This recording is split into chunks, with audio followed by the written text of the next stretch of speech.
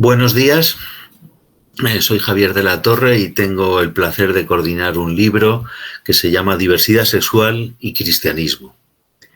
El libro es la segunda parte de un libro que publicamos hace una serie de años, que tuvo bastante buena acogida y bueno, que fue bastante bien valorado. Fue acogido por muchas manos y yo creo que fue inspirador para muchas personas.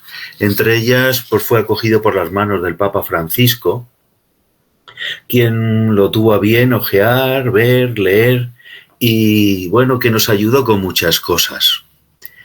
El libro actual, Diversidad sexual y cristianismo, como pueden ustedes apreciar, implica un foco mucho más amplio que el anterior. Ya no nos fijamos tanto en la homosexualidad y el cristianismo, sino con este nuevo libro, Diversidad sexual y cristianismo, ampliamos el foco a una hermenéutica mucho más amplia y mucho más orgánica. El libro pretende también ser un homenaje a un jesuita que, bueno, durante muchos años en el posconcilio trabajó por acercar esta realidad de la homosexualidad con el cristianismo. Un jesuita que falleció en mayo del 2022 y que sus últimos meses antes de morir de cáncer los dedicó a pulir y a precisar un libro que se llama Homosexualidad, una comprensión desde el ethos cristiano.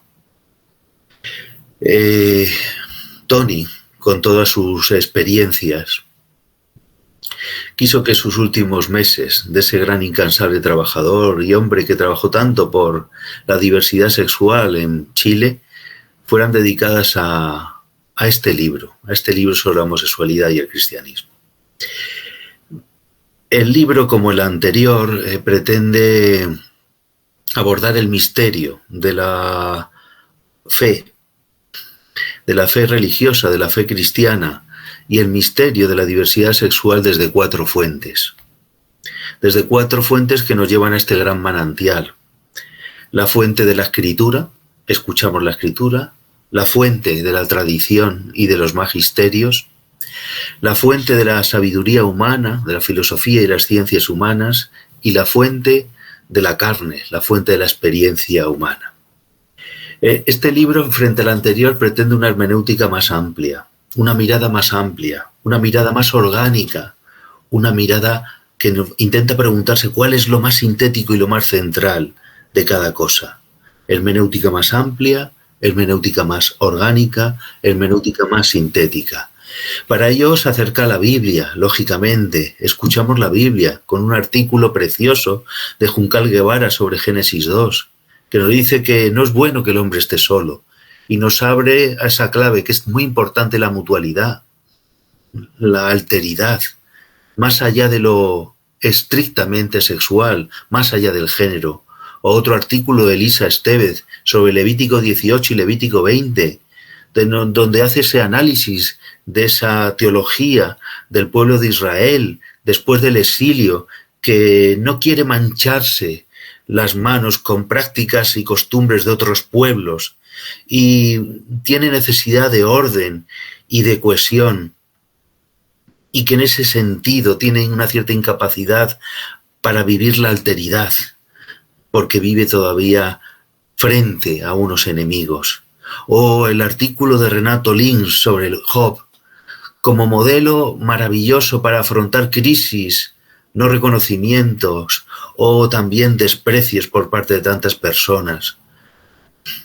Tantas personas que no reconocen, como los amigos, como la familia, como la cultura, como los sabios, pero que escuchan su carne, escuchan su experiencia y le claman a Dios justicia.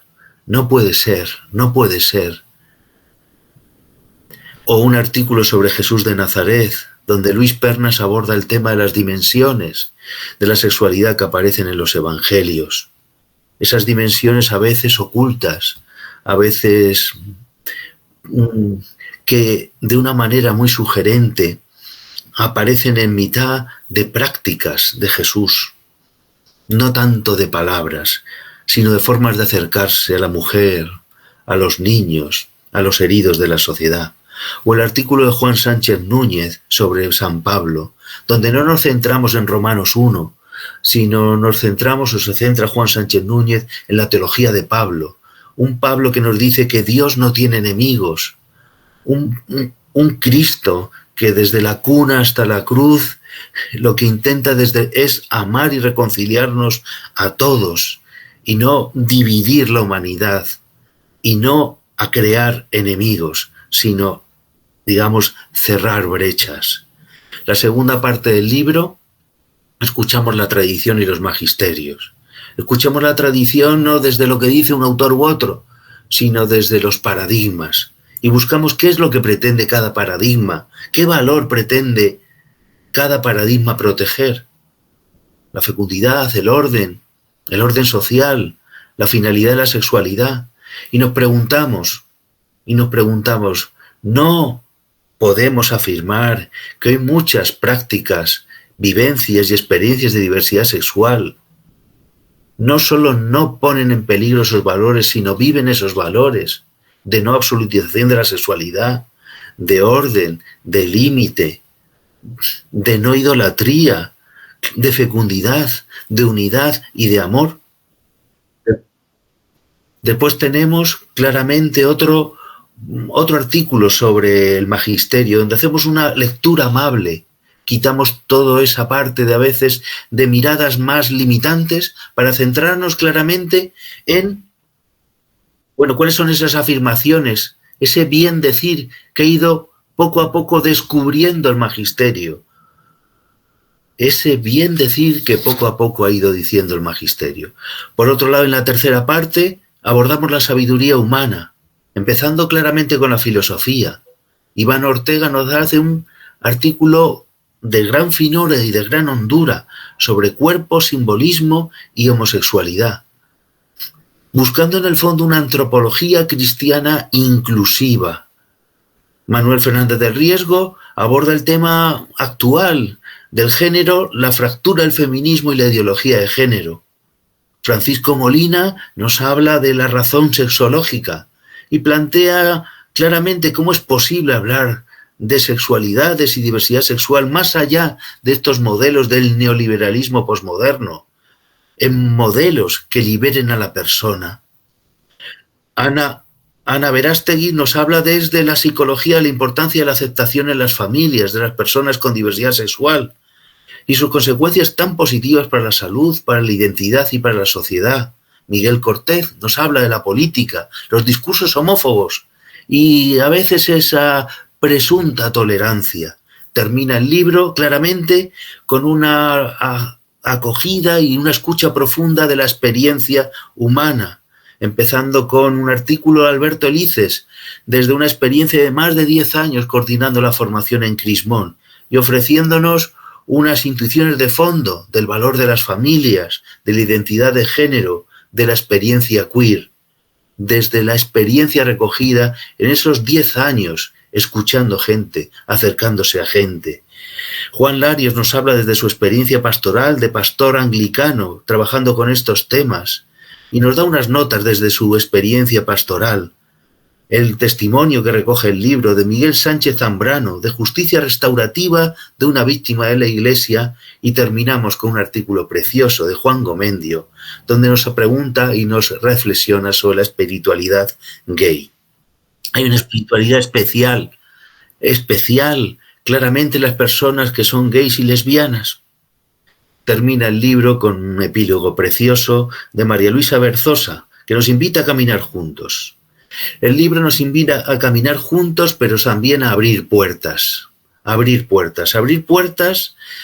y pasar de los umbrales a las casas. Las iglesias, los cristianos, que entren en las casas de las personas con diversidad sexual, que vivan y se sientan acogidos por tantas personas con diversidad sexual, que aprendan de las personas con diversidad sexual, pero también que las iglesias abran sus puertas a las personas con diversidad sexual. Como decía el cardenal Martini, uno de los dramas de nuestras últimas décadas no es que las personas se vayan de la iglesia, sino que la iglesia las iglesias o la iglesia, para la iglesia católica, las iglesias se hayan ido de la vida de las personas. Bueno, este libro lo que pretende en el fondo es fecundar, unir, acercar estas dos realidades, diversidad sexual y cristianismo en el siglo XXI.